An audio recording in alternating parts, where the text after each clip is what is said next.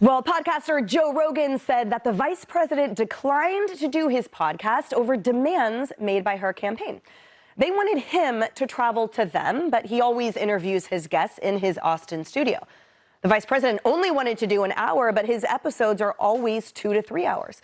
And senior advisor to the second gentleman, Doug Emhoff, reveals this, that another reason the Harris campaign skipped on the highly coveted interview was that, quote, there was a backlash with some of our progressive staff that didn't want her to be on it, and how there would be a backlash.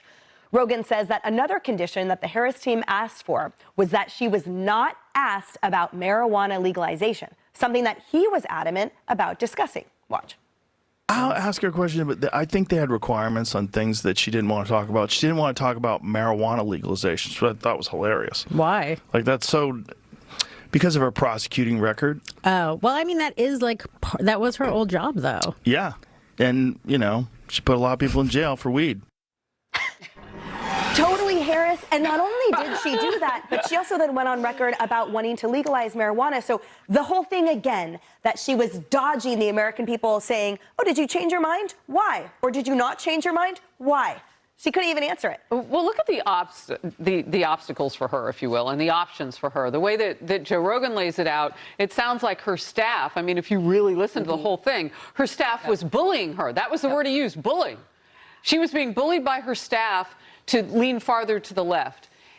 How in the world was she going to be a commander-in-chief? I mean, is her staff worse than she and Putin? Like, what does this woman do when she has to take on difficult people? Right. I'm just curious about that. Right.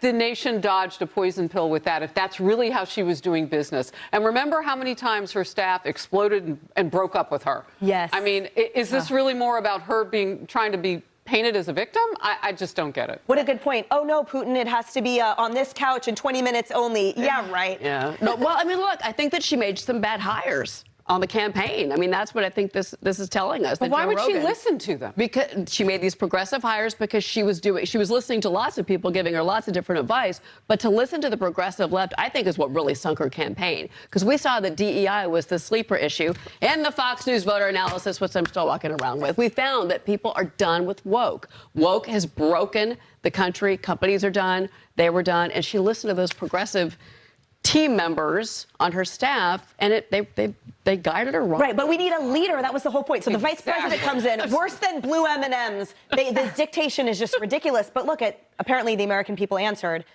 what they will. They did it to themselves. So if you think about it, the top two leaders in the Democratic Party that have been foisted upon us, right, Biden and Harris, both of them had this in common, which is, I need to hide.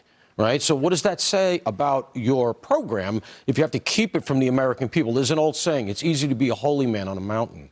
It's very easy to dictate policy and take the immoral high ground if you never leave your hotel room. She's afraid of her far left progressive cast members here because they control the money.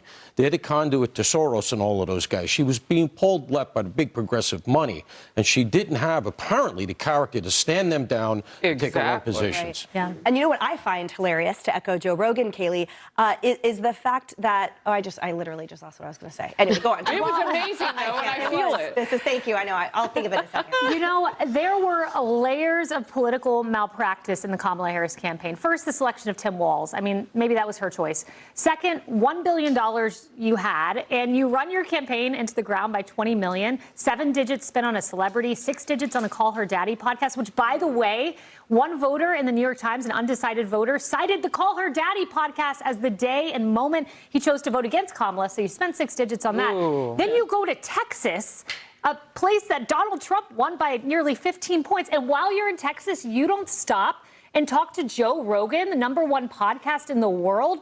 All of these people surrounding Kamala should never work in politics again. That's right. Political malpractice. What about Kamala, though? Exactly. She's wanting to be the commander-in-chief, and she can't command her own staff.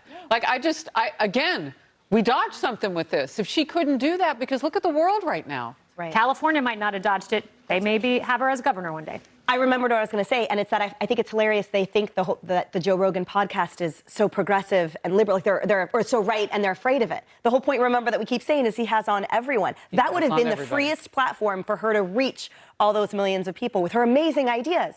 I guess she doesn't have any. All right, on to this next, guys. The FBI raided the home of the CEO of the online betting platform Polymarket. Now, the company is claiming that it was political retribution after that site accurately predicted Trump's victory. A live report on that. That's next. I'm in love with the shape of you.